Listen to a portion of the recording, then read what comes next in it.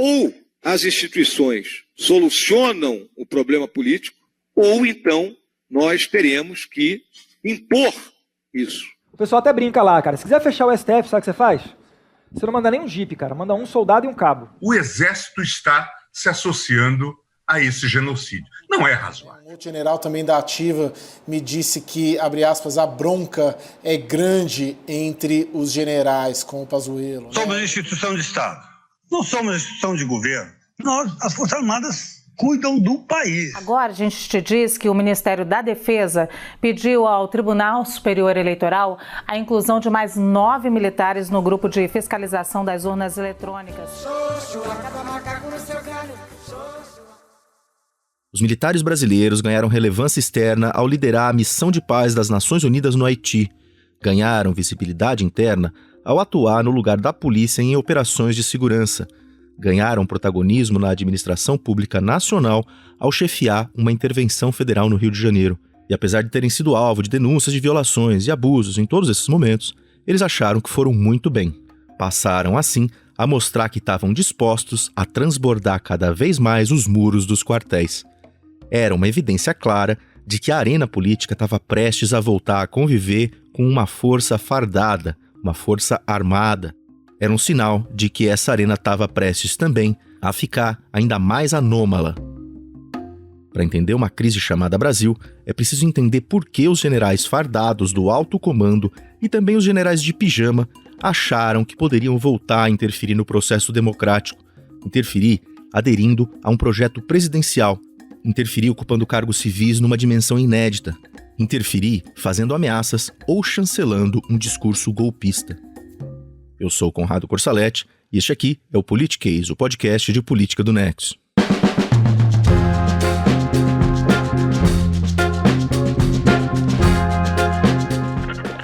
Uma Crise Chamada Brasil é uma minissérie de 10 capítulos que parte em busca da complexidade que trouxe a gente até aqui, 2022, um ano determinante para o país. Se você ainda não ouviu os episódios anteriores, a gente faz aqui o convite para você ir lá e conferir. Agora, neste episódio 9, a gente vai para 2021.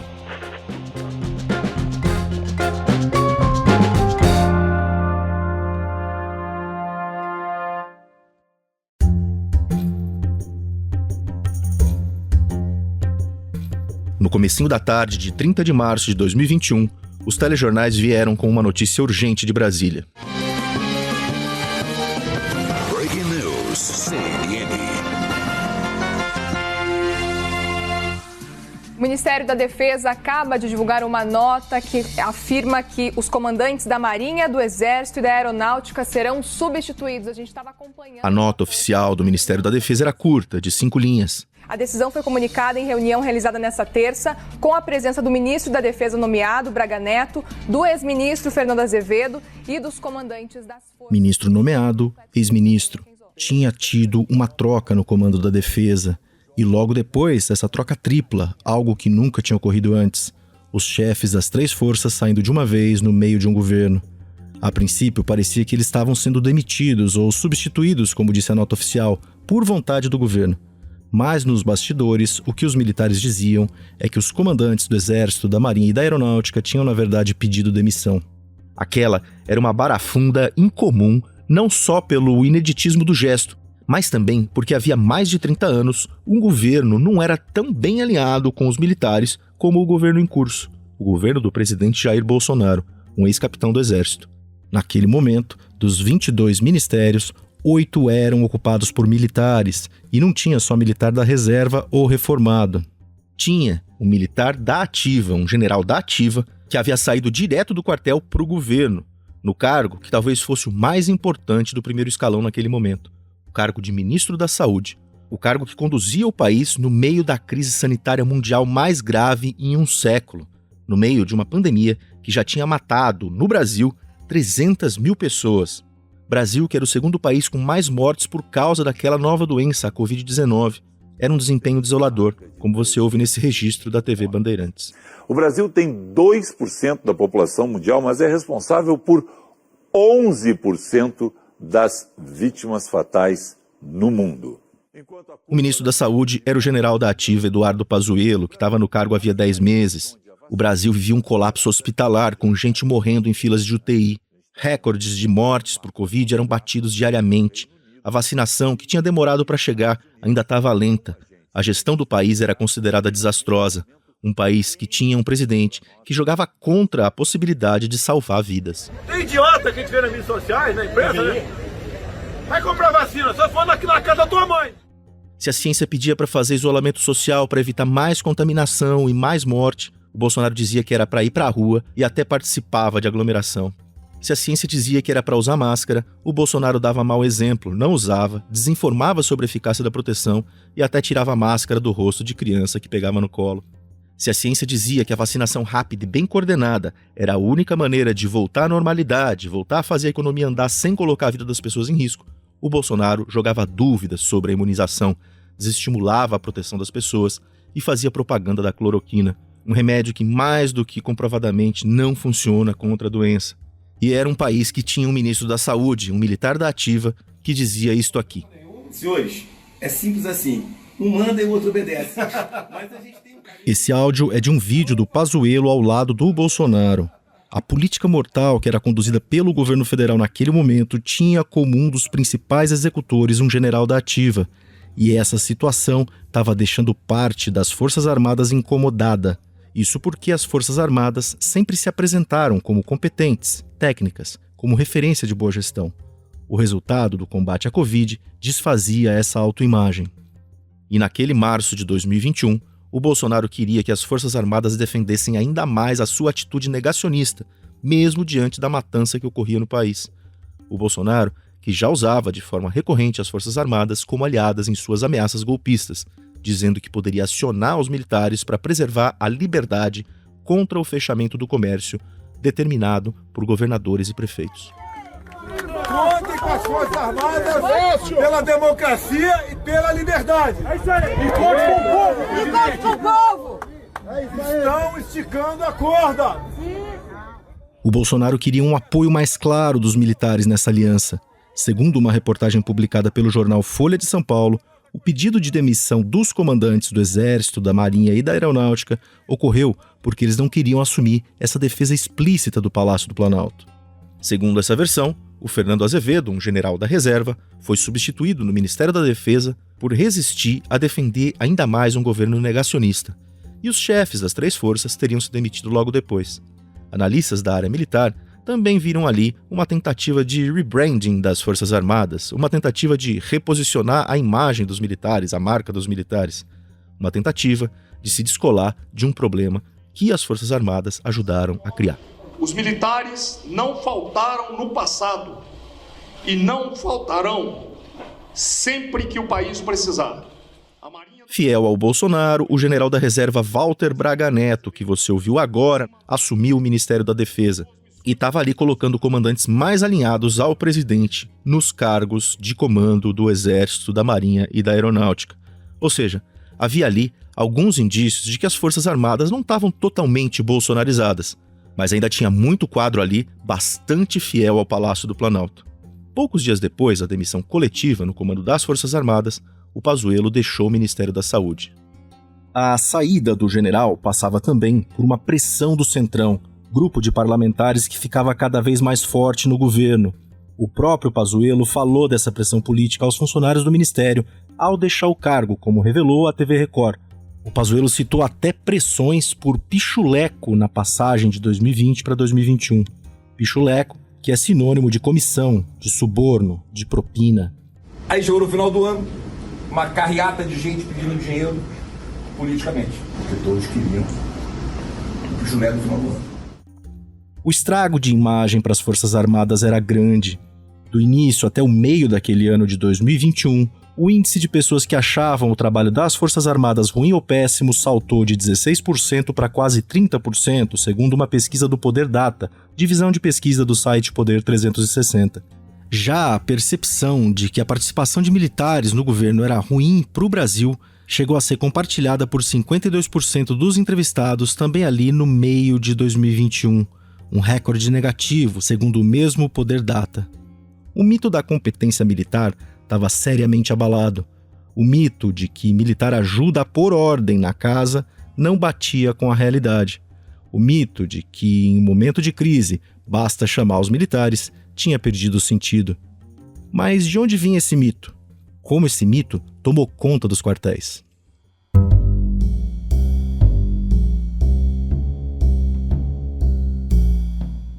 A ação política dos militares brasileiros se confunde com a história do país. Foram as Forças Armadas que deram o golpe que resultou na Proclamação da República de 1889. O Exército foi a primeira burocracia mais ou menos organizada de forma racional, legal no país, né? Eles começam a ser organizados quando o Estado Nacional se consolida ali na década de 1850, ganham força, mais influência depois da Guerra do Paraguai. Esse é o Christian Lynch, historiador, professor do Instituto de Estudos Sociais e Políticos da Universidade do Estado do Rio de Janeiro e coautor do livro O Populismo Reacionário, Ascensão e Legado do Bolsonarismo, de 2022. E aí quando vem o primeiro golpe, né, que é o golpe da República, você cria uma narrativa de que eles são os tutores da República, eles criaram a República meio que se corrompe sem a presença deles, sem a tutela deles, que eles são os caras que estão encarregados de velar pelos interesses permanentes da nação. Isso vai virar... Golpismo é uma palavra que anda junto com os militares brasileiros. Depois do golpe da República, como disse o Christian Lynch, houve uma série de outros.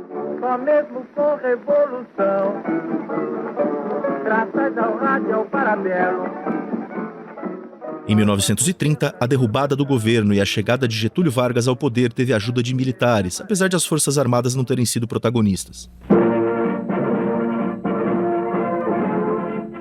Em 1937, o Getúlio usou a tropa para instalar a ditadura do Estado Novo. As exigências do momento histórico e as solicitações do interesse coletivo reclamam, por vezes, a adoção de medidas que afetam os pressupostos... Em 1945, os militares ajudaram a depor o Getúlio e acabar com seu Estado Novo. O caudilho voltou depois à presidência pelo voto direto, 5 anos mais tarde.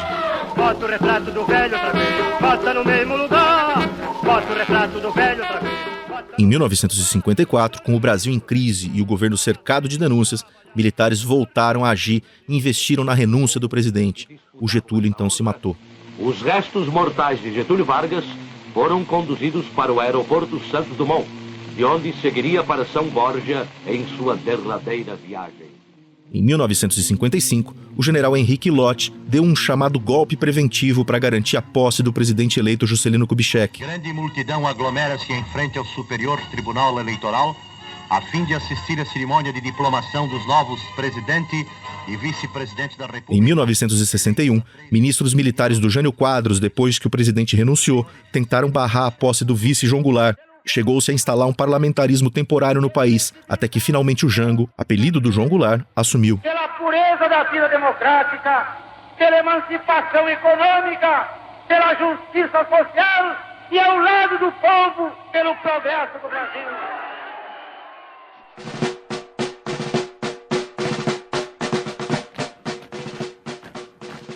Em 1964, veio o golpe militar, com a tomada do poder pelos generais, com a deposição do Jango. Teve ainda o golpe dentro do golpe, em 1968, com a edição do AI-5, o ato institucional número 5. Os militares fecharam o Congresso e aumentaram a repressão, com censura na imprensa e nas artes, com mais assassinatos, torturas e desaparecimentos de adversários políticos. Os anos de chumbo só vieram a arrefecer em 1979, com a Lei da Anistia, que perdoou os crimes políticos de agentes de Estado e também de guerrilheiros que combatiam o regime. Exilados voltaram para casa. Naquele momento, parecia um bom negócio para todo mundo.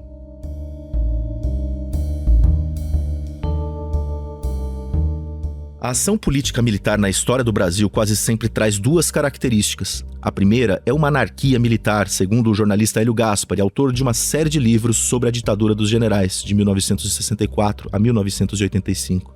A segunda característica é que sempre tem civis atuando para que os militares ajam, civis que incentivam o golpe. Você tinha militares políticos, generais políticos. Eram nomes que até hoje a gente lembra. Lott, Amaury Cruel, Justino Alves Bastos, tinha aquele outro, Ciseno Sarmento, Jaba 4. O oficial general ficavam um grande tempo dentro do generalato. E com isso criavam guetos políticos. Esse que você ouviu é o Nelson Jobim, ex-deputado constituinte, ex-ministro da Justiça no governo Fernando Henrique Cardoso, ex-ministro da Defesa no governo Luiz Inácio Lula da Silva, ex-ministro do Supremo e ex-ministro do Tribunal Superior Eleitoral.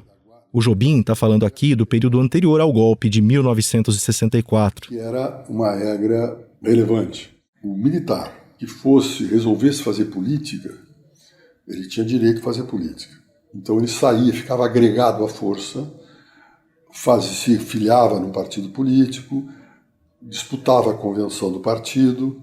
Aí, se ele fosse eleito, ele ficava agregado à força, ele não ia para a reserva.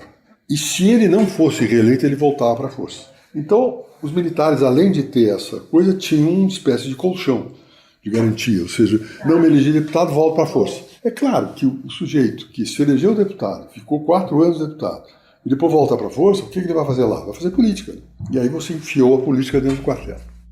O Nelson Jobim lembra que foi depois do golpe de 64 que o primeiro presidente-general, o Castelo Branco, começou a mudar essas regras, limitando o tempo de permanência dos colegas generais em postos de comando e acabando com esse vai-vem de militares entre o Congresso e o quartel. Outras mudanças foram ocorrendo até que se chegasse às regras atuais, definidas na Constituição de 1988. Se o militar tem menos de 10 anos de serviço, deve ir para a reserva para ser candidato. Se o militar tem mais de 10 anos de serviço, vai para a reserva se for eleito. Ir para a reserva significa que o militar tira a farda, para de trabalhar no Exército, na Marinha ou na Aeronáutica, mas pode ser convocado em momentos excepcionais, como uma guerra. Ser reformado significa que o militar já se aposentou de vez. Foi a mesma Constituição de 1988 que deixou claro o papel das Forças Armadas. Elas são uma burocracia de Estado, uma instituição formada pelo Exército, pela Marinha e pela Aeronáutica, organizada com base na hierarquia e na disciplina, sob a autoridade suprema do Presidente da República. O artigo 142, que trata do tema, afirma ainda que as Forças Armadas destinam-se à defesa da pátria, à garantia dos poderes constitucionais, que são o Poder Executivo, o Poder Legislativo e o Poder Judiciário. E o artigo diz também que, por iniciativa de qualquer um desses poderes, as Forças Armadas podem ser chamadas para garantir a lei e a ordem. Esse trecho de garantia da lei e da ordem costuma ser usado pelos governos democráticos para realizar operações nas quais as Forças Armadas ganham um papel de polícia para atuar de forma localizada em crises de segurança pública. São as chamadas GLOs, Operações de Garantia da Lei e da Ordem. Só que esse trecho do artigo 142 é lido por setores da extrema-direita nacional contemporânea como um dispositivo para uma intervenção militar baseada na Constituição. Bom, se ele existe no texto constitucional, é sinal que ele pode ser usado, senão não estava na Constituição, né? Se ele não fosse para ser usado. Esse é o general da reserva Augusto Heleno, ministro-chefe do Gabinete de Segurança Institucional do governo do presidente Jair Bolsonaro, em entrevista à Rede Jovem Pan. O general da reserva vê as Forças Armadas como um poder moderador dos 3 poderes de fato, o Executivo, o Legislativo e o Judiciário. Acha que os militares podem intervir em caso de crise entre os poderes. O nome está dizendo, poder moderador é para moderar uma situação de crise e que os poderes têm que retomar a sua posição no cenário nacional e serem devidamente limitados e respeitados. Estudiosos em direito, advogados, magistrados e ministros do Supremo são praticamente unânimes em dizer que não. As Forças Armadas não são um poder moderador.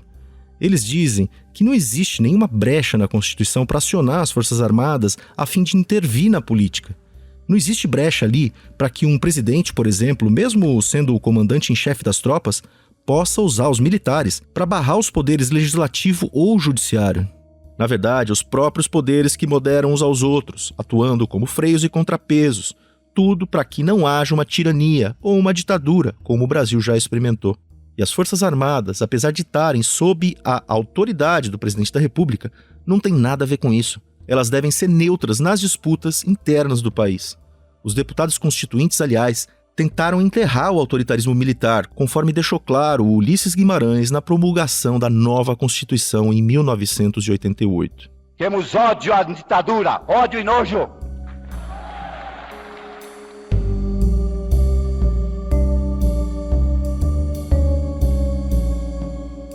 Em 1999, o presidente Fernando Henrique Cardoso criou o Ministério da Defesa para que houvesse uma ponte civil entre o governo e as Forças Armadas. Os chefes do Exército, da Marinha e da Aeronáutica tinham perdido o status de ministro e passaram a responder ao ministro civil. E os militares eram usados de forma pontual nas GLOs, as operações de garantia da lei e da ordem. Em 2004, já no governo do presidente Luiz Inácio Lula da Silva, o Exército Brasileiro foi alçado à condição de líder da missão das Nações Unidas no Haiti, país da América Central que passava por uma grave crise. Passaram pelo Haiti 35 mil militares brasileiros, foram 12 anos de chefia do comando da missão da ONU, e todos os militares, os generais com quem eu conversei e os militares de outras patentes também, sempre disseram que o Haiti formou uma geração assim como... Essa é a Natália Viana, jornalista, diretora da agência pública e autora do livro Dano Colateral, a intervenção dos militares na segurança pública, de 2021. O Exército Brasileiro teve ganhos de imagem na política doméstica com a missão internacional, segundo a Anaís Medeiros Passos, cientista política e professora da Universidade Federal de Santa Catarina, que se dedica à questão militar. O militar não vai só apenas para, digamos, garantir o fim da violência, tá? Mas é para estabilização também, né, daquele ambiente. Isso faz com que oficiais estejam em contato ali com, agentes da sociedade civil, burocracia, né, organismos internacionais, e pode fazer com que a reputação daqueles militares dentro do país, ela melhore, né, ou seja, a visão dos políticos de, militares são bons administradores, tá? Então... O Otávio Amorim Neto, cientista político e professor da FGV do Rio, que também estuda os militares, considera que a autoimagem das Forças Armadas também melhorou. É que o Exército Brasileiro tem uma visão extremamente positiva do seu papel no Haiti. E a partir daí, aconteceu em escala menor o que sempre aconteceu na história dos exércitos.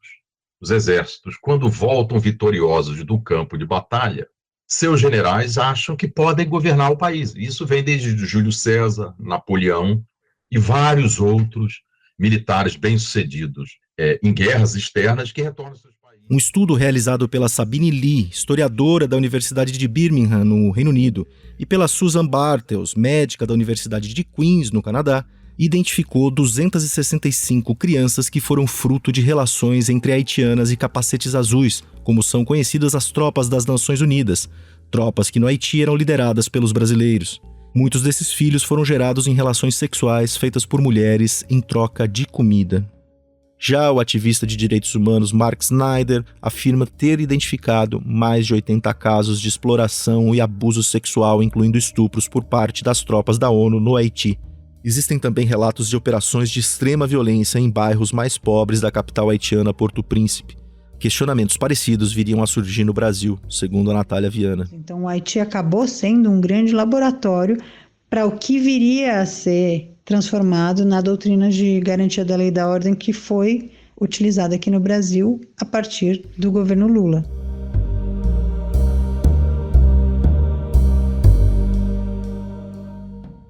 A Natália Viana lembra que no governo Lula havia uma visão de que era necessário aproveitar mais as Forças Armadas, e a escolha do país para abrigar grandes eventos como a Copa do Mundo de 2014 e a Olimpíada de 2016 se encaixou nessa demanda. A partir de 2008, o governo do Rio de Janeiro começou a implantar as UPPs, Unidades de Polícia Pacificadora, nas comunidades, com o objetivo de desarticular o tráfico de drogas e a promessa de o Estado oferecer policiamento e serviços públicos. Em 2010, as Forças Armadas passaram a participar ativamente do processo de pacificação. Elas tiveram atuação determinante no Complexo do Alemão, na Zona Norte carioca. E o Exército, principalmente, mas as demais Forças Armadas também foram muito fundamentais na implementação das UPPs. Então foi um uso estratégico para um momento em que havia uma vontade política de realizar um mega evento e também para, na verdade, normatizar o que seria o emprego das Forças Armadas na democracia. Ainda segundo a Natália Viana, esse foi um arranjo, uma tentativa de acomodação do papel das Forças Armadas que acabou não dando certo. Seja porque o Exército é treinado para lidar com inimigos, não com a população civil, e isso levou a abusos e violações nas ocupações das comunidades, seja porque deu força política para uma instituição que não tem que lidar com política. Deu errado porque começou-se a utilizar demasiado, ou seja, antes da COP das Olimpíadas, houve um aumento imenso do uso do Exército, de uma maneira que se ficou a percepção de que não seria possível realizar esses grandes eventos sem a participação do Exército, por um lado e por outro, que deu poder de barganha política para a cúpula das Forças Armadas. Em 2010, ano que as Forças Armadas ganharam protagonismo na segurança pública, o Supremo Tribunal Federal julgou uma ação que pedia a revisão da lei da anistia. Afinal, por que não punir os agentes de Estado que tinham assassinado e torturado pessoas contrárias à ditadura militar? Por que não fazer como os vizinhos Argentina, Uruguai e Chile, que processaram e prenderam os generais que comandaram as ditaduras nesses países? A Ordem dos Advogados do Brasil queria suspender os efeitos da lei da anistia para que os militares brasileiros fossem também punidos. Mas a Corte Máxima do país rejeitou a revisão e manteve o perdão geral e restrito. Naquela época havia uma percepção na sociedade e no judiciário de que a questão com as Forças Armadas estava resolvida, que as Forças Armadas eram forças tementes à legislação. A Natália Viana lembra daquele momento de pacificação nacional, algo para que o Christian Lynch também chama atenção. Havia um otimismo realmente muito grande, porque você tinha governo Fernando Henrique, que era um governo liberal-democrata, depois teve o governo Lula, que era um governo social-democrata, entendeu? Nunca mais ia ter ditadura, nunca mais ia ter esse negócio, isso nunca mais ia virar um problema. Para que você ia mexer nesse vespeiro?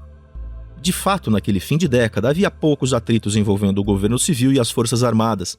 Talvez o mais notável tenha sido a discussão sobre a reserva Raposa Serra do Sol, terra indígena em Roraima, que faz fronteira com a Venezuela e com a Guiana. Quando o Supremo estava prestes a confirmar a legalidade da homologação da reserva, o então comandante militar da Amazônia, general Augusto Heleno, participou de um evento no Clube Militar no Rio de Janeiro. O evento se chamava Brasil, Ameaças à Sua Soberania. Nele, o general Heleno, da Ativa, criticou a política indigenista brasileira, classificou-a como caótica e defendeu sua revisão. O Heleno, que tinha sido o primeiro comandante militar da missão das Nações Unidas no Haiti.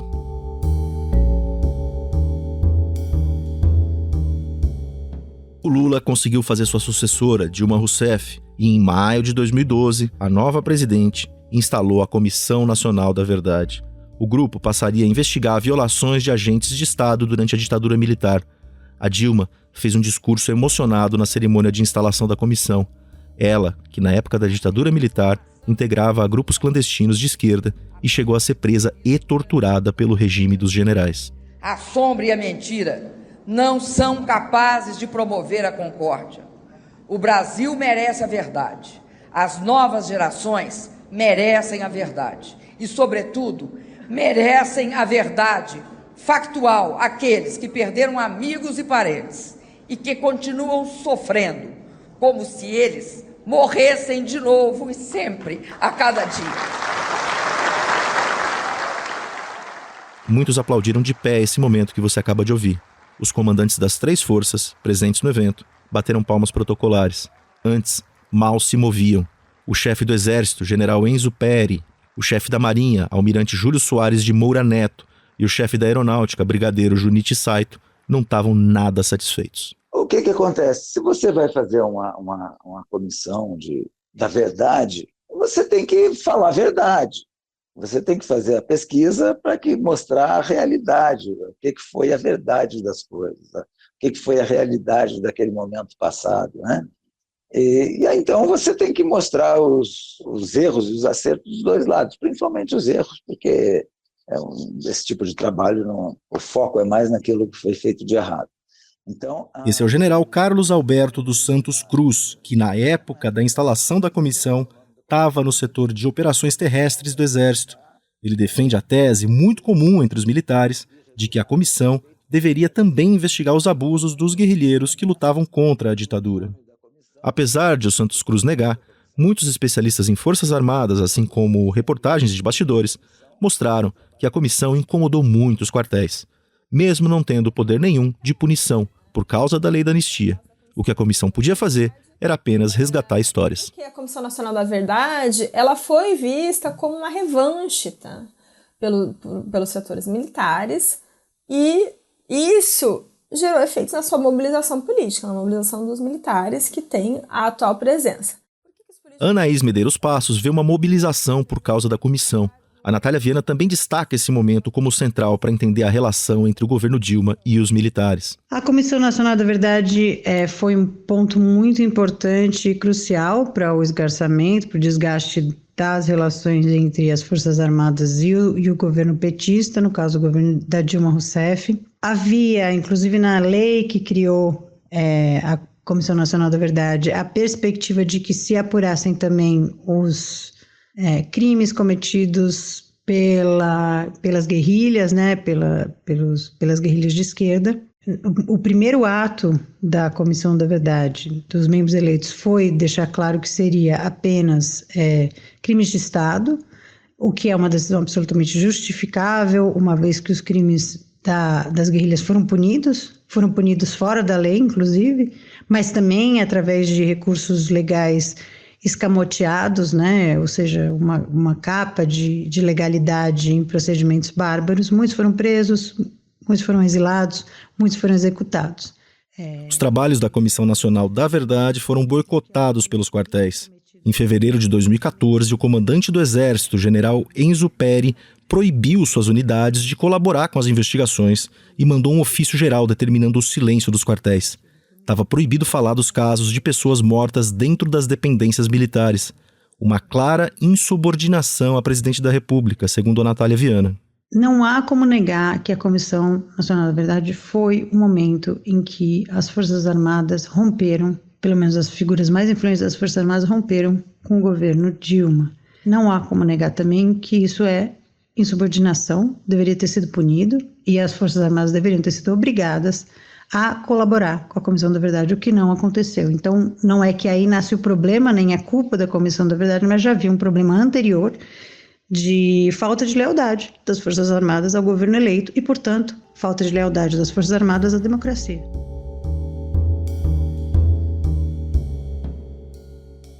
Em novembro de 2014, o deputado Jair Bolsonaro esteve na AMAN, a Academia Militar das Agulhas Negras, escola de ensino superior do Exército, que ele mesmo frequentou nos anos 70. O Bolsonaro estava fazendo campanha eleitoral dentro de instalações militares, já dizendo que concorreria à presidência da República dali a 4 anos. Alguns vão morrer pelo caminho, tá? Mas eu estou disposto em 2018, seja que Deus quiser, tentar jogar para a direita esse país. O Bolsonaro se tornou uma das principais faces públicas de contestação à Comissão Nacional da Verdade, e isso trouxe dividendos a ele junto aos oficiais, segundo Anaís Medeiros Passos. E o Bolsonaro ele vai se tornar um porta-voz, né, desse campo assim, ressentido dos militares, oficiais militares, digamos, essa velha guarda, né, mas ainda com eco também nos baixos escalões, por uma série de outros motivos, né? Então, a gente tem um autor que é o Samuel Huntington, um autor clássico das relações civis e militares, que ele vai dizer, olha, a profissão militar é uma profissão conservadora, então os militares, eles são conservadores, tá? Bolsonaro, ele vai, não somente ele vai instrumentalizar as demandas corporativas, né, das Forças Armadas, mas também ele vai vocalizar esse campo conservador, defesa da família, né? Defesa de valor, de uma moralização da política. Isso ecoa, assim, com militares, não somente do baixo escalão, né? A tensão entre o governo Dilma e os militares ficou ainda maior quando o relatório final da Comissão da Verdade foi publicado em dezembro de 2014, contabilizando 434 assassinatos ou desaparecimentos políticos promovidos por agentes do regime e expondo milhares de casos de tortura, de mortes de indígenas, de pessoas destituídas de cargos públicos, entre outras violações. Os presidentes generais da ditadura foram apontados como responsáveis pelas violações, assim como altos oficiais. A comissão expôs o nome de 377 agentes ligados à violência de Estado. Um desses nomes, o do general Léo Guedes Etchegoyen, já morto na época do relatório, mobilizou as Forças Armadas. O filho dele, o general Sérgio Etchegoyen, era chefe do Departamento Geral do Pessoal do Exército. O Etchegoyen Filho, um militar da ativa, divulgou uma nota chamando o relatório da Comissão da Verdade de leviano. Já no ano seguinte, em setembro de 2015, o general Hamilton Mourão, do Comando Militar do Sul, deu uma palestra no Rio Grande do Sul em que defendeu a saída da Dilma da presidência. Disse que era preciso descartar, nas palavras dele, a incompetência, a má gestão e a corrupção. Ele defendeu ainda o despertar de uma luta patriótica. Em outubro de 2015, o Mourão fez uma homenagem ao coronel Carlos Alberto Brilhante Ustra, ex-chefe do DOI-CODE, órgão repressor da ditadura militar. Ustra, que tinha acabado de morrer. Ele era um notório torturador da ditadura. O Mourão acabou afastado do Comando do Sul pelo comandante-geral do Exército, que desde o início daquele ano era o general Eduardo Vilas Boas, que comenta aqui o afastamento numa entrevista ao jornal O Estado de São Paulo. No momento conturbado que se está vivendo no país, não é desejável nada que produza alguma instabilidade, alguma insegurança.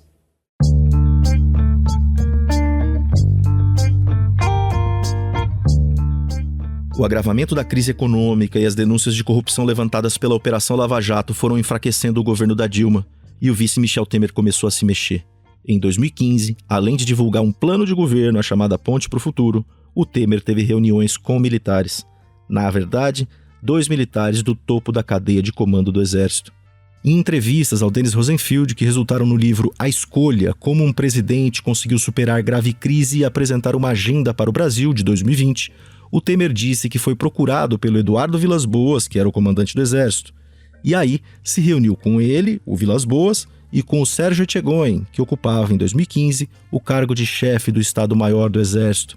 Segundo o vice-presidente, os 2 militares se diziam preocupados com o país. O Vilas Boas, em entrevista para o livro de memórias General Vilas Boas Conversa com o Comandante, lançado em 2021 pelo pesquisador Celso Castro, afirmou que ele e o seu então número 2, o Etchegoyen, foram procurados pelo Temer às vésperas do impeachment da Dilma. Segundo esse relato, o vice queria saber o que as Forças Armadas fariam em caso de queda da presidente petista. O general teria dito que cumpriria a Constituição. Todos ali acertados nos bastidores, como lembra a Natália Viana. Então, já havia negociações para um acordão para fazer o impeachment da Dilma, e os militares participaram ativamente. Na famosa conversa do Grande Acordo Nacional, com o Supremo, com tudo, os militares também aparecem, segundo revelou o jornal Folha de São Paulo. No diálogo de março de 2016, gravado pelo Sérgio Machado, ex-presidente da Transpetro e delator da Lava Jato, o senador Romero Jucá, do PMDB do Temer, afirma estar conversando com as Forças Armadas. Ouça o registro que foi ao ar na TV Globo. Jucá diz: estou conversando com os generais, comandantes militares. Está tudo tranquilo. Os caras dizem que vão garantir. Estão monitorando o MST, não sei o quê, para não perturbar. A Dilma Rousseff sofreu impeachment por manobras fiscais. Quando as acusações passaram pela Câmara, o Jair Bolsonaro, deputado, celebrou o torturador Brilhante Ustra ao dar seu voto pela deposição da petista, num dos momentos mais abjetos da política nacional. O Temer assumiu o comando do Brasil em maio de 2016. O Vilas Boas foi mantido no cargo de comandante do Exército, e o Etchegoyen virou ministro-chefe do GSI, o Gabinete de Segurança Institucional, que tinha sido extinto pela Dilma e acabou recriado pelo Temer. Como chefe do GSI, o Etchegoyen, já passado para a reserva, também ficou no comando da ABIN, a Agência Brasileira de Inteligência, antes submetida a civis. A partir dali, submetida a militares. Porque Etchegoyen foi uma figura fundamental no momento seguinte de impeachment da Dilma e do governo Temer, da transição para o governo Temer, e de garantir o apoio das Forças Armadas, principalmente ele e o então comandante do Exército, o general Vilas Boas. O Temer fez ainda outras sinalizações às Forças Armadas. Numa decisão inédita, nomeou como ministro da Defesa o general da Reserva Joaquim Silva e Luna. Era a primeira vez desde 1999 que um militar iria ocupar aquele posto criado pelo FHC para fazer a ponte civil com as Forças Armadas. O Temer também nomeou o general Santos Cruz, já na reserva, para comandar a Secretaria Nacional de Segurança Pública, algo que não acontecia desde os anos 90. Nomeou o general da reserva Franklin Berg Freitas para comandar a FUNAI, Fundação Nacional do Índio, o que não acontecia desde os anos 90. O governo Temer também fez passar no Congresso uma lei que transferia o julgamento de militares que cometiam crimes contra civis da justiça comum para a justiça militar, onde a punição seria bem mais difícil. Mesmo assim, o golpismo aparecia dentro das Forças Armadas por meio de ameaças de generais da ativa. O Hamilton Mourão, um desses generais, disse isto aqui num encontro da maçonaria em Brasília, no dia 15 de setembro de 2017. Ou as instituições solucionam o problema político, né, pela ação do judiciário, né, retirando da vida pública esses elementos envolvidos em todos os ilícitos, ou então nós teremos que impor isso. O governo estava em crise, e era uma crise constante, com escândalos como o do mega frigorífico JBS, com novas denúncias de corrupção, com grampos envolvendo Temer e seus aliados. Mas aquele era um governo que estava caminhando para o seu fim, para o seu último ano, sem que o presidente tivesse perspectiva de poder. Quem exatamente o Mourão queria fora da vida pública? Era o Lula? O Temer então tomou uma medida excepcional, não para conter o movimento golpista dentro das Forças Armadas, mas para fortalecer os militares. Em fevereiro de 2018, o presidente decretou intervenção federal na segurança pública do Rio de Janeiro e nomeou para o cargo de interventor o general da ativa Walter Braga Neto. Era a primeira intervenção assim desde a Constituição de 1988. A intervenção poderia até ser comandada por um civil, mas o presidente resolveu dar o trabalho para um militar, o militar da ativa. O Temer se manteve firme no cargo ao se acertar com os quartéis e ao se acertar com o Congresso. Mesmo diante do escândalo da JBS, em que foi gravado pelo Joesley Batista, sócio do mega frigorífico, ele conseguiu se segurar na presidência. Foi denunciado criminalmente mais de uma vez pela Procuradoria-Geral da República, mas os deputados barraram o andamento do caso. O Temer é um político muito hábil, tinha sido presidente da Câmara dos Deputados, uma longa carreira parlamentar, mas o governo Temer era muito fraco na sociedade. Era visto como, por amplos setores da população brasileira como um governo ilegítimo. E a popularidade dele era baixíssima. Então, ele se sentia muito vulnerável. E, na história republicana, existe essa regra. Governos civis que se sentem politicamente vulneráveis recorrem às Forças Armadas como apoio, como sustentáculo político. Tá? Ao colocar as Forças Armadas num papel central da administração pública, com essa estratégia que o Otávio Amorim Neto acabou de explicar, o Temer reforçou a antiga ideia de que os militares são a solução quando a crise se instala.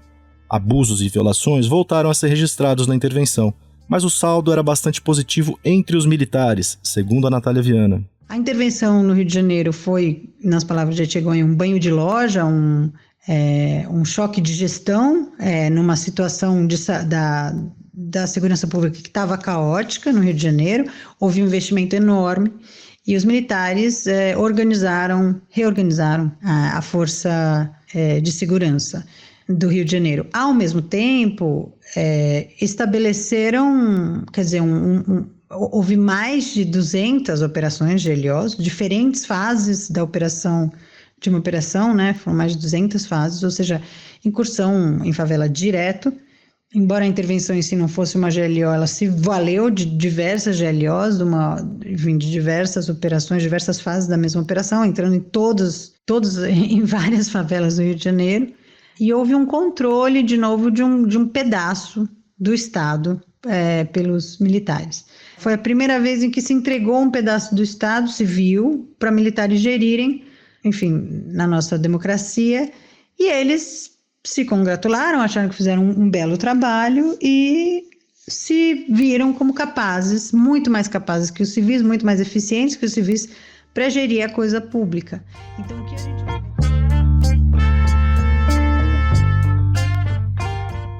A intervenção militar na segurança pública do Rio de Janeiro não foi o único momento do protagonismo militar em 2018. Naquele começo de ano eleitoral, o ex-presidente Lula foi condenado em segunda instância no caso Triplex de Guarujá, um caso investigado e denunciado pela Operação Lava Jato, e recorreu ao Supremo para evitar a prisão. O tribunal tinha um entendimento havia 2 anos de que um condenado em 2 instâncias, como Lula, já poderia cumprir a pena. E o juiz Sérgio Moro, da Justiça Federal em Curitiba, que atuava na Operação Lava Jato, estava na iminência de mandar prender o petista. O Supremo tinha 2 opções. A primeira era reavaliar as prisões em segunda instância, e já havia ações questionando a constitucionalidade dessas prisões. A segunda era julgar o caso específico do Lula. e o tribunal resolveu julgar o caso específico do Lula. Na véspera do julgamento, o comandante do Exército, general Eduardo Vilas Boas, general da Ativa, comandante de tropas, foi ao Twitter e escreveu o seguinte: Nessa situação que vive o Brasil, resta perguntar às instituições e ao povo: quem realmente está pensando no bem do país e das gerações futuras, e quem está preocupado apenas com interesses pessoais? Asseguro à nação que o Exército Brasileiro julga compartilhar o anseio de todos os cidadãos de bem, de repúdio à impunidade e de respeito à Constituição, à paz social e à democracia, bem como se mantém atento às suas missões institucionais. O Christian Lynch classifica esses tweets do general como um golpe branco. Mais um, na verdade. Golpe branco é o seguinte: o impeachment é um golpe branco. Eu não vou dizer que foi um golpe, como a esquerda costuma dizer, porque não foi, porque juridicamente não foi um golpe. Mas o fato é que ele funcionou como um golpe, pelas consequências que ele gerou, desestabilização generalizada do sistema político. A Lava Jato funcionou como um elemento de instabilidade permanente, é quase um golpe todo dia. Qual é o sentido, na verdade, desse período todo? Apear a esquerda do poder. Então, apear significa, sobretudo, impedir a volta do Lula. O Lula, em 2018, era líder nas pesquisas de intenção de voto na disputa pelo Palácio do Planalto. Em segundo lugar, vinha o Jair Bolsonaro. Ao ser condenado em segunda instância, a lei da ficha limpa impediria o petista de continuar na disputa. A prisão seria a cereja do bolo para os adversários. E, segundo o Christian Lynch, o Supremo embarcou nesse turbilhão, ao jogar junto com a Lava Jato. Participou porque o Judiciário foi alterando toda a doutrina e toda a jurisprudência anterior para poder permitir que você fosse eliminando não só a esquerda, né? Não foi só a esquerda também, tem que dizer isso também. Foi todo o establishment, né? Todo o establishment que tinha participado daquele período todo da esquerda. Que era a esquerda e os aliados. Né? Todo mundo que estava ali foi entrando no balaio. E aí, quando chega em 2018, você tem que impedir o Lula de voltar. E aí, obviamente, os militares dão um empurrãozinho. A Natália Viana lembra do livro de memórias do Vilas Boas, no qual o general disse que consultou o alto comando do Exército antes de ir para o Twitter. Na versão oficial do militar, a ideia era apenas fazer um alerta e assim acalmar os ânimos dos quartéis, que não aceitariam outro resultado que não fosse a prisão do Lula. Foi uma ameaça ao judiciário, e eu vejo isso como marco inicial das ameaça das nossas Forças Armadas à nossa justiça. Foi um momento em que o Exército se afirmou como força política, e foi o primeiro passo para depois se engajarem no governo Bolsonaro e montarem um governo que é de militares. Lula foi preso na noite de 7 de abril de 2018, na sede do Sindicato dos Metalúrgicos do ABC, onde começou sua carreira política. O ex-presidente foi então levado para uma cela da Superintendência da Polícia Federal em Curitiba. Meses depois foi barrado pela lei da ficha limpa, como era esperado. O PT substituiu sua candidatura ao Planalto pela de Fernando Haddad. Enquanto isso, o Supremo já estava na mira da extrema-direita brasileira. Numa aula de preparação para concursos públicos em Cascavel, no Paraná, em 9 de junho de 2018, o deputado federal Eduardo Bolsonaro, filho do então pré-candidato à presidência Jair Bolsonaro, disse isto aqui. O pessoal até brinca lá, cara. Se quiser fechar o STF, sabe o que você faz? Você não manda nem um jipe, cara. Manda um soldado e um cabo. Não é querer desmerecer o soldado e o cabo, não. O que é o STF, cara? Tipo, tira o poder da caneta de um ministro do STF. O que ele é na rua? Você acha que a população... Se você prender um ministro do STF, você acha que vai ter uma manifestação popular a favor dos ministros do STF?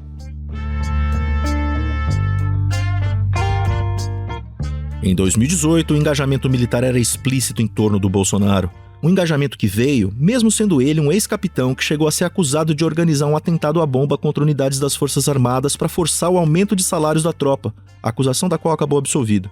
Mesmo sendo ele, um político que não tinha a simpatia do alto comando.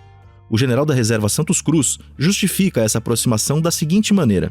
Isso aí acontece pelo cansaço da população dos desmandos na época do PT. O PT é responsável pela grande oportunidade que deu ao Bolsonaro. O desgaste que nós tivemos na época do PT, com os escândalos, eles levaram o Bolsonaro a fazer um discurso que se imaginava que ele, mesmo não tendo nenhuma característica militar, o Bolsonaro não tem características militares nenhuma de planejamento, de educação, de cultura, nada. E ali naquele discurso não foi só os militares, não, foi a sociedade, pessoal religioso, né, os evangélicos entraram nessa onda, aquela conversa fiada. Em agosto de 2018, em plena campanha eleitoral, o ministro do Supremo Dias Toffoli, um ex-advogado do PT que foi indicado ao tribunal pelo Lula, procurou o general Vilas Boas. O Toffoli estava prestes a assumir a presidência da mais alta corte do país. O ministro do Supremo foi até o gabinete do comandante do Exército e fez um pedido surpreendente. Queria a sugestão de um nome militar para trabalhar como assessor especial dele no tribunal. Agora, por que o Toffoli ia colocar alguém das Forças Armadas dentro do Supremo? Porque ele acha que pode ter um golpe de fechar o Congresso. A gente nunca esteve tão perto do golpe do que nas eleições de 2018. Aí você vai dizer, e por que não teve o golpe? No fundo teve, porque a eleição do Bolsonaro funcionou como o golpe de 64. Isso explica um pouco também por que não teve golpe depois, em parte. Porque o golpe foi a eleição, o efeito... O Christian Lynch reforça sua ideia de golpe branco, que une a ação do Legislativo na derrubada da Dilma, a ação do Judiciário na Lava Jato e as pressões das Forças Armadas para deixar o Lula fora da disputa do poder. Segundo uma reportagem de bastidores publicada pela revista Piauí a partir de relatos de interlocutores do Vilas Boas, o futuro presidente do Supremo, Dias Toffoli, foi além naquela reunião com o comandante do Exército. Disse que, enquanto estivesse no comando do tribunal, não haveria qualquer revisão da lei da anistia, não haveria nenhuma decisão de caráter ideológico e, principalmente, ninguém tiraria o Lula da cadeia antes das eleições. O Toffoli diz que nunca tratou da pauta do Supremo com o Vilas Boas, mas ao assumir a presidência da mais alta corte do país, anunciou seu assessor especial militar, o general Fernando Azevedo, recém-passado para a reserva. O Azevedo, que tinha um canal aberto com o ministro da Defesa da época, o general da reserva, Joaquim Silva e Luna. O Toffoli ficou muito próximo do alto comando militar, mesmo diante da desconfiança inicial do Vilas Boas em relação a isso. Afinal, o presidente do Supremo era alguém que no passado tinha ligação com o PT e com o Lula. Mas o Toffoli estava fazendo tudo para agradar os quartéis. Frequentava os eventos militares e às vésperas do primeiro turno das eleições de 2018, em 1º de outubro, ele deu a seguinte declaração. Tanto para a esquerda quanto para a direita passou a ser conveniente culpar o regime militar de tudo. Por isso que hoje eu não me refiro mais nem a golpe nem à Revolução de 64. Eu me refiro a movimento de 1964. A campanha avançou para o segundo turno numa disputa direta entre o Bolsonaro e o candidato petista Fernando Haddad. Publicamente, os militares de pijama, na reserva ou reformados, estavam à flor da pele. O jornal Folha de São Paulo revelou que empresários estavam bancando disparos de mensagens em massa pelo WhatsApp para ajudar a campanha do Bolsonaro. O TSE, Tribunal Superior Eleitoral, começou a avaliar o caso. O coronel reformado Antônio Carlos Alves Correia, então, publicou um vídeo nas redes sociais em que chamava a ministra Rosa Weber, presidente da Corte Eleitoral, de salafrária e corrupta, e fazia ameaças golpistas. Primeiro, se você aceitar essa denúncia ridícula e tentar tirar Bolsonaro por crime eleitoral, nós vamos derrubar vocês aí sim. Porque aí... No livro Os 11, o STF, seus bastidores e suas crises de 2019, os jornalistas Felipe Recondo e Luiz Weber contam que na noite de 23 de outubro de 2018, a poucos dias da votação do segundo turno das eleições presidenciais, o ministro do Gabinete de Segurança Institucional, o Sérgio Etchegoyen, foi até a sede do TSE em Brasília para discutir as ameaças feitas pelo coronel reformado. O general da reserva do primeiro escalão do governo Temer se reuniu a portas fechadas com ministros do TSE, entre eles a Rosa Weber, presidente da Corte Eleitoral, o Edson Fachin e o Luiz Roberto Barroso. O Etchegoyen e o Barroso se estranharam. O general foi embora e o Barroso se recolheu a seu gabinete. E aí chegou o Dias Toffoli, presidente do Supremo. A Rosa Weber e o Edson Fachin receberam o Toffoli. O presidente do Supremo trazia um recado. Ele disse para os colegas o seguinte: o general Vilas Boas, comandante do Exército, tem sob suas ordens 300 mil homens armados apoiando o Bolsonaro. Era preciso, portanto, ter cautela sobre o que ia ser feito com o coronel reformado Antônio Carlos Alves Correia, que anunciava o golpe aos quatro ventos. O coronel reformado não foi preso por causa das ameaças golpistas, mas passou a usar naquele momento tornozeleira eletrônica. O Bolsonaro foi eleito no segundo turno. O PT acabou derrotado numa eleição presidencial após 4 vitórias seguidas.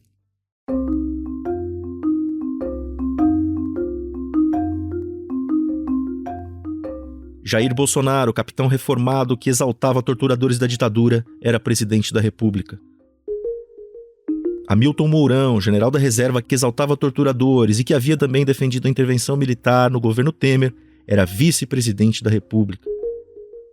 Marcos Pontes, tenente-coronel da reserva que tinha ido para o espaço, era o ministro da Ciência e da Tecnologia. Augusto Heleno, general da reserva que tinha criticado a política indigenista do governo petista quando estava na ativa, era ministro do Gabinete de Segurança Institucional. Fernando Azevedo, general da reserva que tinha sido assessor do Toffoli na presidência do Supremo, era ministro da Defesa. Santos Cruz, general da reserva que tinha integrado o primeiro escalão do governo Temer, era ministro da Secretaria de Governo. Tarcísio de Freitas, ex-engenheiro do Exército, também da reserva, que já ocupava cargos dentro do governo, era ministro da Infraestrutura. Bento Albuquerque, almirante da reserva, era ministro de Minas e Energia. Vilas Boas, general que comandava o Exército, que ameaçou o Supremo para que o Lula fosse preso, foi para a reserva e ganhou um cargo de assessor especial do Palácio do Planalto. A presença militar no governo que começava em janeiro de 2019 era grande, era maior inclusive do que de governos da ditadura. E os cargos não foram ocupados apenas no primeiro escalão. Um relatório do Tribunal de Contas da União identificou 6.157 militares da ativa e da reserva ocupando cargos civis no governo Bolsonaro, um recorde. Vários outros militares viriam a assumir postos importantes. Houve atritos num primeiro momento entre militares e seguidores do polemista Olavo de Carvalho, outro braço do bolsonarismo. Houve atritos também entre militares e os filhos do presidente. Alguns desses militares em conflito iriam sair brigados do governo, como o Santos Cruz, que deixou o ministério após um desentendimento com o Carlos Bolsonaro, vereador do Rio e filho do presidente, responsável por controlar a máquina de comunicação digital do bolsonarismo. O novo presidente era de um partido pequeno, o PSL, um partido que tinha praticamente usado apenas para disputar a eleição ao Palácio do Planalto. Ele não tinha quadros ao seu dispor. Precisou, então, recorrer ao chamado partido militar, como dizem alguns estudiosos da área. O Santos Cruz considera isso normal. Porque são instituições muito numerosas, né? E que podem ajudar em algumas áreas. Você pega, por exemplo, um exemplo bem simples. Na Amazônia, por muitos e muitos anos, a organização mais presente sempre foi Força Armada, pelas fronteiras todas. Então, às vezes, você quer implementar uma política para aquela região, você pega uma pessoa que conhece. Então, isso é normal. Para o Christian Lynch, havia uma expectativa dos militares ao aderirem em massa ao governo, uma expectativa que não foi concretizada. Eles imaginavam que eles iam controlar o Bolsonaro, mas o Bolsonaro, ele na verdade, ele não é do exército mais, há muito tempo. Ele é um político de baixo clero e o núcleo dele é o núcleo dos filhos. Isso é um projeto familiar. Então, ele é que quer usar o exército. Um político de baixo clero, ou seja, um político pouco expressivo no Congresso. Um político com um projeto familiar, com um filho eleito senador, o Flávio, um filho eleito deputado federal, o Eduardo, e um filho eleito vereador, o Carlos. Então, o que fazia o Bolsonaro e os militares convergirem? Segundo o Christian Lynch, essa convergência se dava em 2 pontos. O primeiro era o lavajatismo, a exaltação da operação que revelou escândalos de corrupção, ao mesmo tempo que agiu de forma parcial para atingir um grupo político específico. E a ida do Sérgio Moro, juiz da Lava Jato, para o Ministério da Justiça do Bolsonaro, reforçou essa aliança. O segundo ponto era fazer um governo sem o Centrão, grupo de parlamentares de diversos partidos que costumam se unir para dar apoio ao governo em troca de acesso privilegiado ao orçamento público e a cargos na máquina federal. O Augusto Heleno tinha chamado o Centrão de ladrão na campanha, fazendo paródia com a música do Bezerra da Silva, "Se gritar pega Centrão, não fica um, meu irmão". Em 7 de novembro de 2019, o Supremo enfim decidiu julgar as ações que questionavam a prisão em segunda instância. Com cargo no Planalto, mas sem comandar 300 mil homens armados, o Vilas Boas até chegou a publicar novos tweets, falando em risco de convulsão social. Outras figuras do entorno de Bolsonaro se posicionaram em tom parecido, ou até mais estridente. Alguns falaram na possibilidade de um novo AI-5, fazendo referência ao ato institucional que escancarou a ditadura militar em 1968. Dessa vez o Supremo não cedeu às ameaças. Voto pela procedência das ações diretas de constitucionalidade, para, assim como o fez o relator, declarar a compatibilidade da vontade expressa do Parlamento brasileiro contida no artigo 200... Com o voto decisivo do Dias Toffoli, que você está ouvindo, o Supremo mudou mais uma vez de entendimento sobre as prisões em segunda instância e, em novembro de 2019, definiu que condenados poderiam voltar a responder processos em liberdade até que os recursos judiciais fossem esgotados. O Lula deixou a prisão após 580 dias.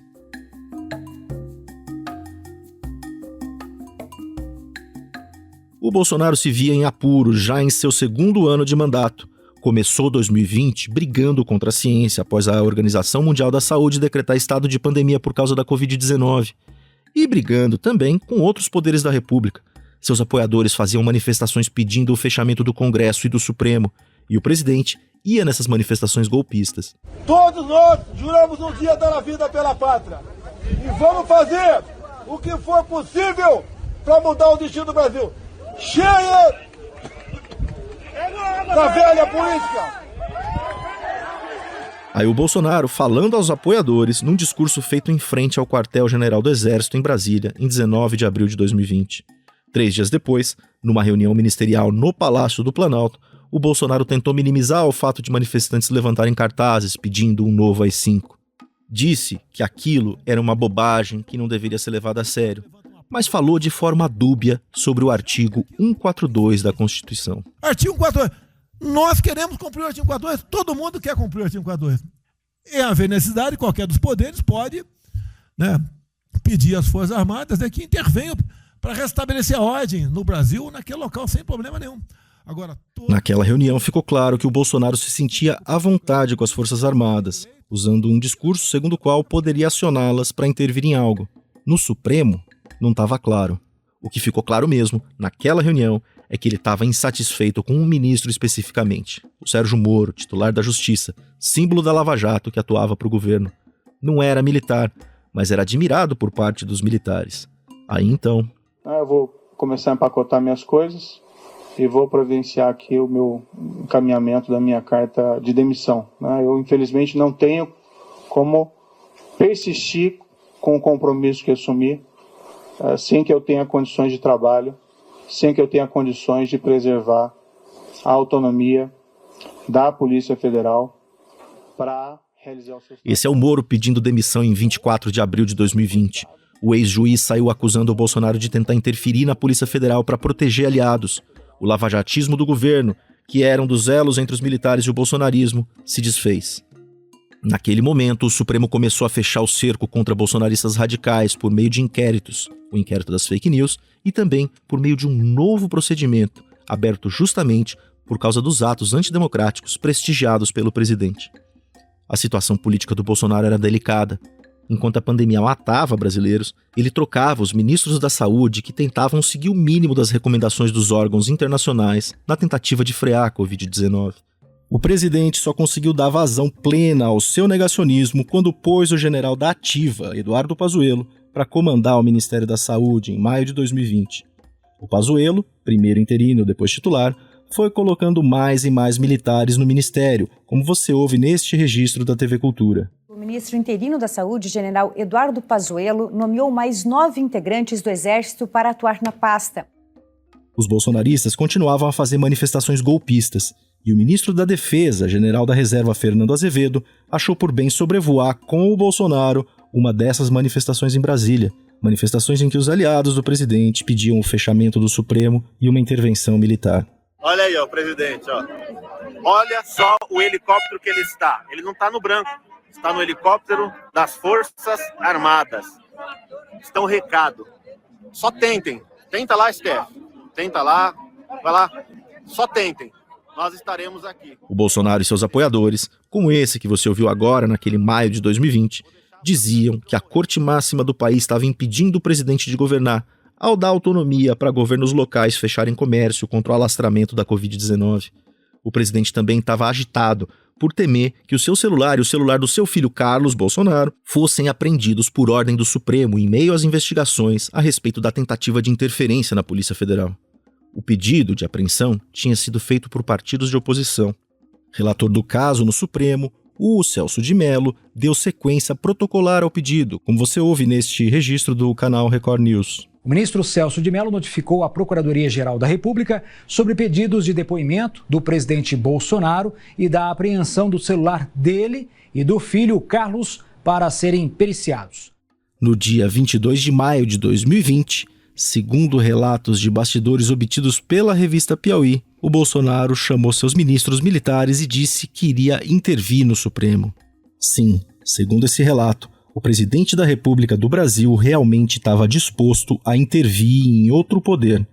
A revista Piauí relatou ainda que os ministros militares teriam desestimulado o golpe, dizendo que não era o momento.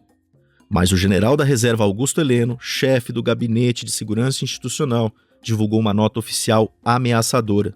No texto, dizia que uma eventual apreensão do celular seria inconcebível e teria, abre aspas, consequências imprevisíveis para a estabilidade nacional, fecha aspas. O general Augusto Heleno, junto com outros assessores, ficou trancado no gabinete do presidente da República por quase 2 horas antes de parir essa nota. Então, ele pode assinar, mas a nota é do presidente da República, não é do general Augusto Heleno. Você ouviu a jornalista Thaís Oyama em comentário à Rede Jovem Pan. Os celulares do Jair Bolsonaro e do Carlos Bolsonaro não foram apreendidos, mas a situação se manteve crítica no mês seguinte, em junho. O Bolsonaro reforçou as insinuações de que poderia recorrer às Forças Armadas contra o Supremo. O ministro Celso de Mello então comparou a situação do Brasil, naquele junho de 2020, à Alemanha pré-nazista. A situação estava muito tensa. O foco só mudou quando o Fabrício Queiroz, amigo do Bolsonaro e ex-assessor do Flávio, primogênito do presidente, foi preso por alguns dias por causa do escândalo das rachadinhas. O Bolsonaro baixou o tom, parou momentaneamente de se engalfinhar verbalmente com o Supremo, mas o ministro do Supremo foi lá e disse o seguinte sobre os militares. O Exército está se associando a esse genocídio. Não é razoável. Não é razoável para o Brasil. É preciso dizer, é preciso pôr fim a isto. Você ouviu Gilmar Mendes, ministro do Supremo, falando sobre a associação do Exército com a desastrosa gestão no combate à pandemia, especialmente pelo fato de o Ministério da Saúde estar sendo comandado por um general da ativa, o Eduardo Pazuello. Ministério da Defesa e chefes das 3 forças militares repudiaram a fala do Gilmar Mendes. E o ministro do Supremo, então, divulgou uma nota dizendo que a ideia não era criticar as Forças Armadas em si. Ouça o que ele disse ao Jornal Nacional da TV Globo. Na verdade, o meu discurso, se olharem bem, é de defesa da institucionalidade das Forças Armadas, do seu papel. Né? Que eles acabem não se envolvendo, vamos chamar assim, nos triques que são normais da política, portanto, que eles não se deixem usar nesse contexto. Foi só isso.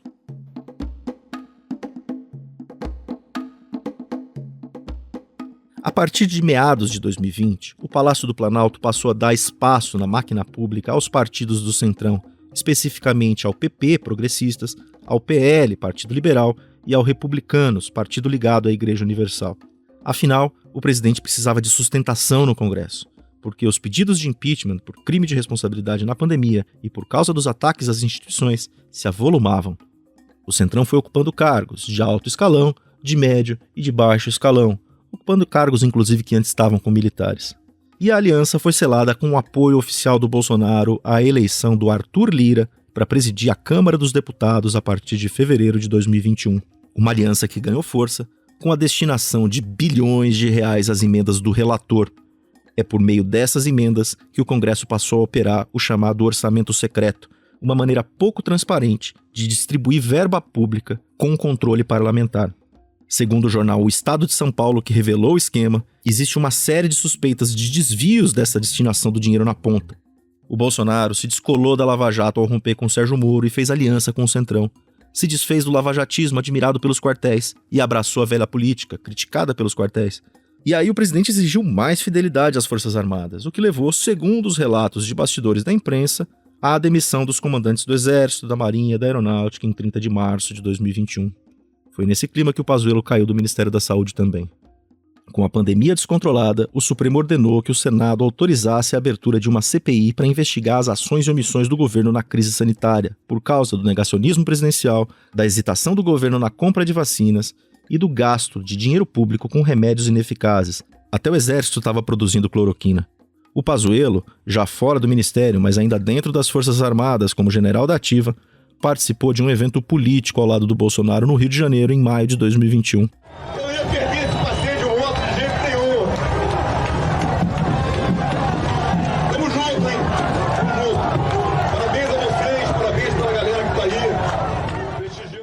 Isso é proibido. Militar da ativa não pode participar de evento político partidário. Mas o Exército fez vista grossa. Abriu um procedimento contra o ex-ministro da Saúde, mas logo arquivou. E fez mais do que isso, como você ouve neste registro da TV Cultura. O Exército impôs 100 anos de sigilo no processo administrativo contra o general Eduardo Pazuello. Em junho de 2021, o Bolsonaro virou alvo de um inquérito no Supremo sob suspeita de prevaricação diante de irregularidades na compra de vacinas, inquérito que depois viria a ser arquivado. Os militares, que ocupavam cargos-chave no Ministério da Saúde, passaram a ser investigados por suspeita de corrupção. O presidente da CPI da Covid no Senado, Omar Aziz, chegou a dizer o seguinte: olha, eu vou dizer uma coisa, as Forças Armadas, os bons das Forças Armadas devem estar muito envergonhados com algumas pessoas que hoje estão na mídia, porque fazia muito tempo, fazia muitos anos que o Brasil não via membros do lado podre das Forças Armadas envolvidos com falcatrua dentro do governo. Fazia muitos anos. O Ministério da Defesa e os chefes do Exército, da Marinha e da Aeronáutica reagiram com uma nota oficial, dizendo que não aceitariam, abre aspas, qualquer ataque leviano às instituições que defendem a democracia e a liberdade do povo brasileiro, fecha aspas. No plenário do Senado, momentos depois, o presidente da CPI da Covid voltou ao assunto. A minha fala hoje foi pontual, não foi generalizada. E vou afirmar aqui que eu disse lá na CPI, novamente, pode fazer 50 notas contra mim, só não me intimidem.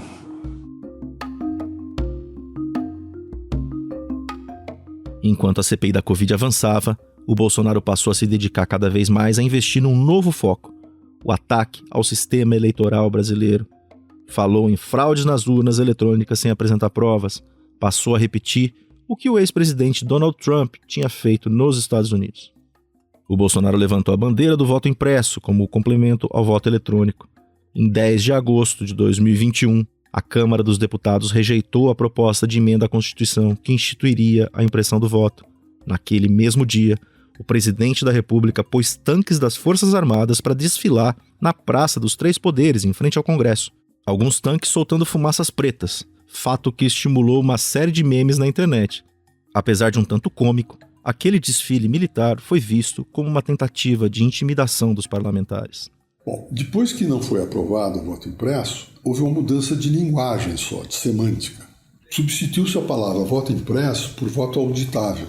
E sustenta-se que o voto, as urnas eletrônicas não são auditáveis. Porque, na verdade, elas são. Auditável, eu conheço bem que eu fui presidente eleitoral e entrei a fundo nesse assunto aí de urna eletrônica. Você ouviu Nelson Jobim lembrando como o discurso contra o sistema eleitoral foi se metamorfoseando. Não era contra o sistema eleitoral em si, era para criar tumulto.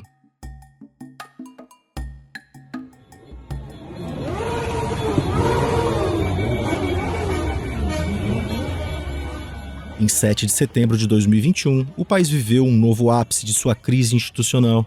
Aproveitando a data do Dia da Independência do Brasil, o Bolsonaro convocou manifestações e deu um ultimato aos ministros do Supremo e do TSE.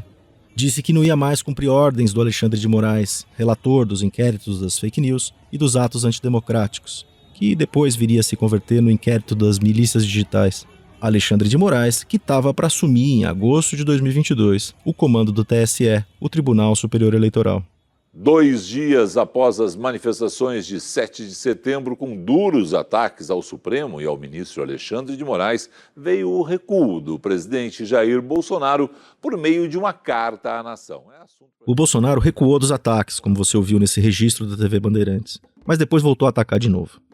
O TSE, então sob o comando do ministro Luiz Roberto Barroso, abriu as portas do tribunal para as Forças Armadas a fim de tentar ali uma vacina contra o golpismo presidencial. Mas a atitude só piorou a situação. O general da ativa Heber Garcia Portela passou a fazer uma série de questionamentos sobre as urnas eletrônicas. Em sua passagem de alguns meses pelo comando do TSE, antes da posse do Alexandre de Moraes, o ministro Edson Fachin precisou dar recados claros e diretos contra a interferência militar no processo eleitoral. A contribuição que você pode fazer é uma contribuição de acompanhamento do processo eleitoral. Quem trata de eleições são forças desarmadas. E, portanto, as eleições dizem respeito à população civil que, de maneira livre e consciente, escolhe seus representantes. Logo, diálogo... Lidar com a eleição nem é papel dos militares, mas eles estavam ali, reforçando o discurso golpista do Bolsonaro. Um discurso levantando a possibilidade de o Brasil repetir o que ocorreu nos Estados Unidos, onde em janeiro de 2021, uma turba invadiu o Congresso incentivada pelo Donald Trump, que tinha sido derrotado nas urnas pelo Joe Biden. A interferência em assuntos que não são da alçada militar distorce o processo democrático, segundo Otávio Amorim Neto. Que o Ministério da Defesa gasta grande parte do seu precioso tempo discutindo assuntos que não têm nada a ver com a defesa nacional. Então isso é uma péssima alocação de recursos. Não é para isso que uma democracia tem forças armadas. A democracia tem forças armadas para garantir sua defesa externa. Eventualmente, em situações excepcionais, as forças armadas podem entrar e serem empregadas em missões dentro do território nacional, segurança pública, ação cívico-social. Então, nós estamos vivendo um processo de permanente distorção da governança democrática e do papel das Forças Armadas na democracia. Uma distorção que quebrou o mito da superioridade militar ao lidar com a coisa pública, segundo a Natália Viana. O que aconteceu desde o começo do governo Bolsonaro é que ficou claro e patente que os militares não são nem um pouquinho melhores para gerir a coisa pública do que qualquer civil. Uma distorção com várias consequências, para além até da imagem das Forças Armadas, segundo a Anaís Medeiros Passos. O saldo dos militares é um saldo negativo, especialmente por conta da gestão do Pazuello, que foi uma gestão péssima, desastrosa, em um momento em que a pandemia, estava em período crítico, as pessoas morrendo, principalmente as pessoas que tinham que trabalhar, que não tinham a possibilidade de home office. Então, é um saldo negativo. A organização, ela sai politizada. A gente sabe que quando a política entra no quartel, a disciplina sai. Para o general da reserva Santos Cruz, ex-ministro do Bolsonaro que rompeu com o presidente, o saldo para os militares é sim ruim, mas não por causa da participação nas políticas públicas. Eu não tenho dúvida nenhuma de que está havendo um desgaste com as Forças Armadas pelo comportamento do presidente da República. Quando teve o Covid, as Forças Armadas elas evacuaram gente, a Força Aérea, o Exército na Amazônia, em lugares mais remotos, não, nem só na Amazônia, em outros lugares, mesmo aqui no sul do Brasil, transporte de vacina, transporte de equipamento. Então, isso é uma política pública. Você não está fazendo isso porque o presidente é o fulano de tal, porque o governo é do partido tal, não é isso. Está fazendo isso porque isso é uma política pública. E tudo isso aí é que valoriza as Forças Armadas perante a população. Então, a participação de Força Armada em política pública, ela é benéfica, ela é importante, ela é boa para a população e para a Força Armada. O que não é bom é a participação em política de governo, e muito menos em política de governante. Aí é que vem a coisa errada. As Forças Armadas vão ficar associadas ao governo Bolsonaro, um governo que não poupou verbas orçamentárias com os quartéis e atendeu aos interesses corporativos dos militares de forma inédita. Um governo que tem apoio também das polícias, especialmente as polícias militares.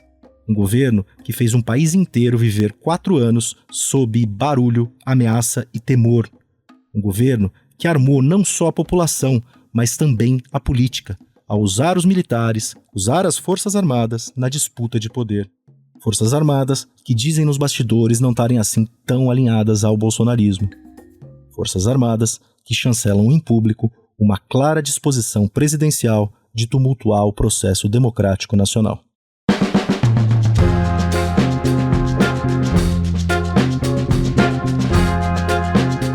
No próximo episódio.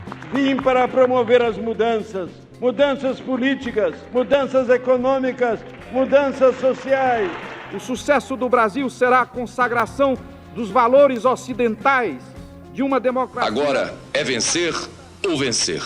Que Deus nos ajude. Repito-lhes que o real é a conquista política de todo o povo brasileiro. Deixa de ser o Estado, faz de conta que faz tudo, mas continua a ser um instrumento fundamental. Recebendo um prêmio, estamos recebendo como políticos, que priorizamos o combate à fome. Para que nossos trabalhadores e nossas trabalhadoras melhorem sua capacidade de produzir e de consumir. É uma vitória do Brasil na luta contra o desemprego e na construção de um país mais competitivo. Temos um presidente que não deseja e nem provoca rupturas, mas tudo tem um limite.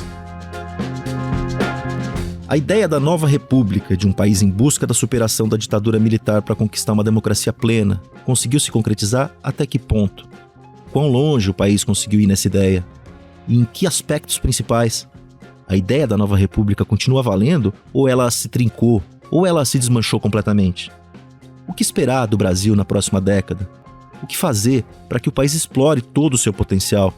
O que pode impedir que esse potencial seja alcançado? E o que pode impulsionar a concretização de um tão prometido país do futuro? Se você quer entender de um jeito claro e equilibrado o que é essa crise chamada Brasil, fica de ouvido no feed do Politiquês, o podcast de política do Nexo. Eu, Conrado Corsaletti, estou no roteiro, na produção e na coordenação geral. A Malu Delgado está na edição, na produção e na reportagem. A Beatriz Gatti está na produção e na checagem. O Roberto Soares está na edição de áudio, a Rafaela Ranzani está na direção de arte, o Quito Franceschi está na coordenação de marketing e distribuição, a Letícia Arcoverde está na supervisão, a Marina Menezes está na coordenação de relações institucionais e a Paula Miralha está na direção geral. A gente espera você na próxima quarta. Bom dia, boa tarde, boa noite.